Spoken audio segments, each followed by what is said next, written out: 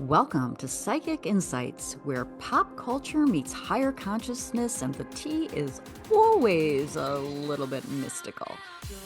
I'm Robin Richardson, your psychic girlfriend, and around here we don't just watch the drama unfold. We read the energy behind it, whether it's celebrity scandals, reality TV, chaos, or true crime with a twist.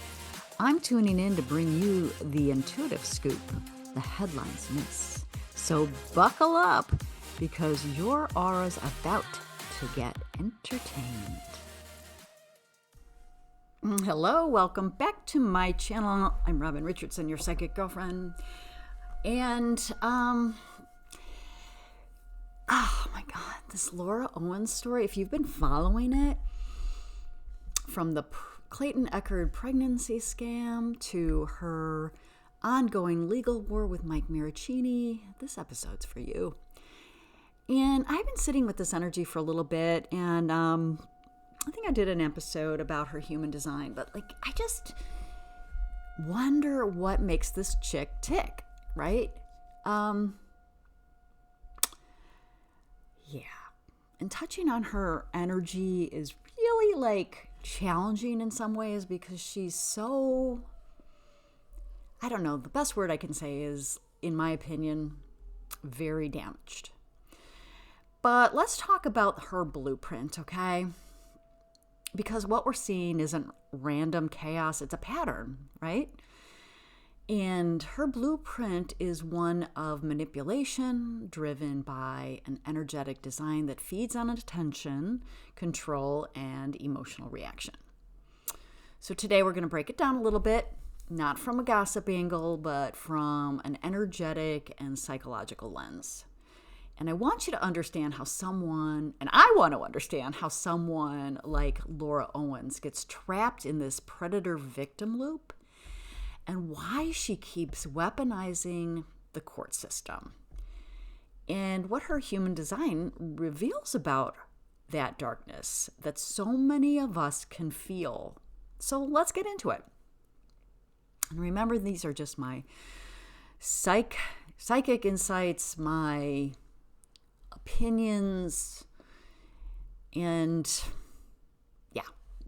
So here's what we know about Laura Owens. She's the daughter of a San Francisco radio host that made headlines when she accused the former Bachelor, Clayton Echard, of impregnating her with twins.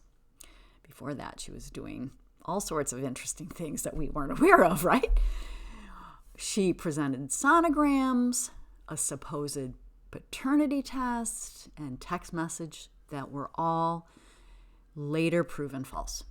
Investigators in Arizona charged her with multiple felonies, including fraud, perjury, and tampering with evidence. And then we have the spotlight on Mike Marraccini, who is another man who was pulled into her orbit years ago, and he has faced accusations, restraining order battles, and attempts to destroy his reputation and his livelihood. And tomorrow, November 5th, she's supposedly back in court, trying again to make a DVRO, a domestic order, restraining order, permanent against him. Now, for many of us watching, this isn't about fame or headlines anymore. It's about justice for Clayton, for Mike, for everyone who's been trapped in the shadow of her delusions. So, the question we're exploring today is, why does she keep doing this? Why can't she stop manipulating? Why can't she see the consequences of her own actions? These have been questions I've been sitting with because for years now, this woman has been doing this. You know, I get it. I get it. We all have our light and our shadow selves. We all have aspects about ourselves that we're continuing to learn about as we evolve. Most of us. Some of us. I don't know. In my work, there's a lot of people evolving, and they want that. They choose that. They want to transmute that shadow energy, and that's what I do best. I help people with that, help people disrupt patterns, help people see that they can create their own reality, right? They can create their own futures. They don't have to live into a default if they don't choose to. And that comes from consciousness and awareness. Okay, so just so you know, that's what I do for my clients worldwide. All right, but let's talk about her human design. And this is something that I've been really fascinated with lately, is the human design. And Laura is what's called a projector. And what that means is she's meant to guide others, not push or force. Her energy is focused, penetrating, and it absorbs the people around her. And when a projector is healthy, they see others deeply and help them grow. And maybe that's what I see in her possibility. And that's why it's sort of like I can't wrap my head around it sometimes. But when they're unhealthy, they become obsessed with being seen, recognized, and validated. And I suppose if you live under the shadow of these radio people like Ron Owens and her mother, Jan Black, that it becomes something that is so important to her. And if that recognition doesn't come naturally, they'll create situations that focus and force people to look at them, even if it's through chaos, conflict, or crisis. And her emotional center governs her decisions, which means she rides big emotional waves. She's supposed to wait until clarity comes, but instead, she acts mid-wave, impulsively, dramatically, and often destructively. And that's why we see wild claims, sudden filings, and total avoidance when the truth closes in. Her chart also shows a powerful drive for transformation and status. In balance, that's leadership energy. In shadow, it's obsession with power, climbing, proving, controlling. And in open centers around identity and self-worth, and you get someone who doesn't feel stable inside, so she manufactures external proof, court documents, social media attention, and constant drama to exist through reaction. This is the pattern so many of you have noticed. She plays both the predator and victim. It starts with control, the predatory side. When she feels unseen, she forces recognition through a claim, a filing, a dramatic story. Once the world reacts, headlines, comments, police reports, she flips into the victim role. Look what they're doing to me. I'm the one being harassed. It's the same energy wearing two masks. That's why it's impossible to reason with someone like this.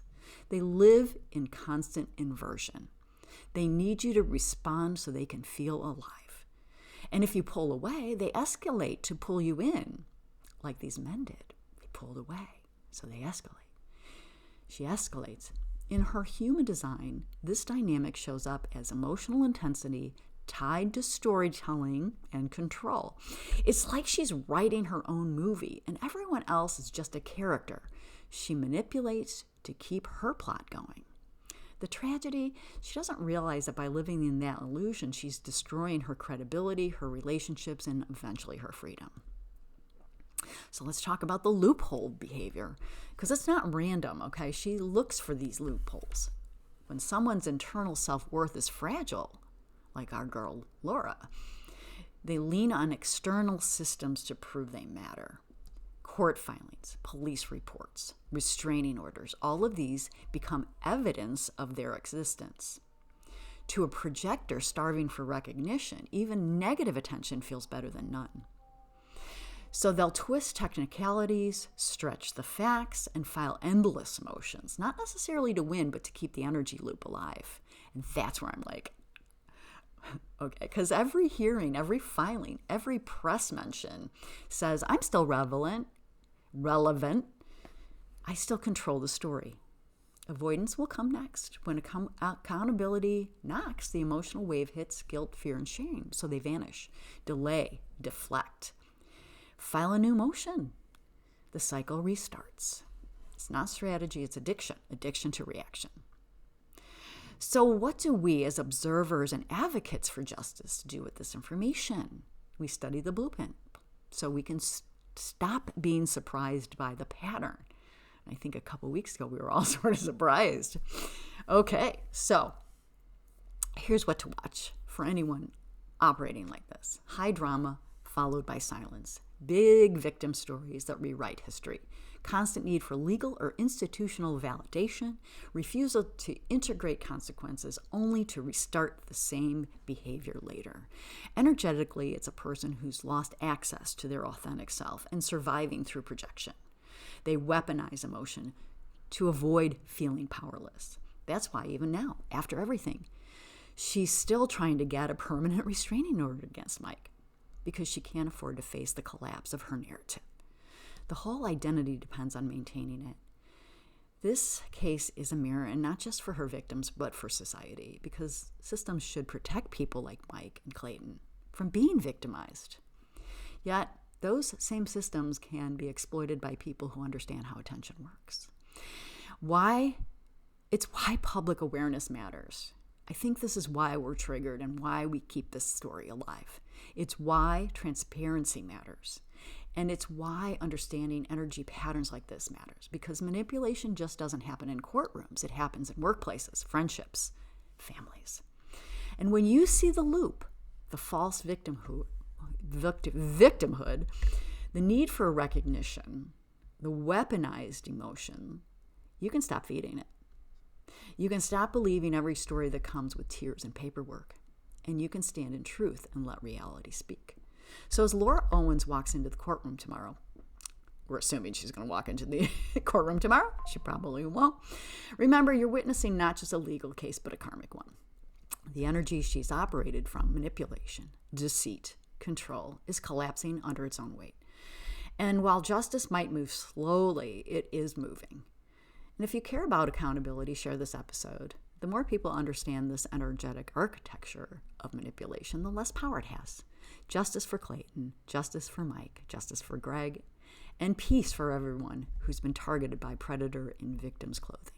Stay grounded, stay informed, and stay clear-eyed. I'm Robin Richardson, and this is your energetic breakdown of the Laura Owens pattern, and I will see you in the next one.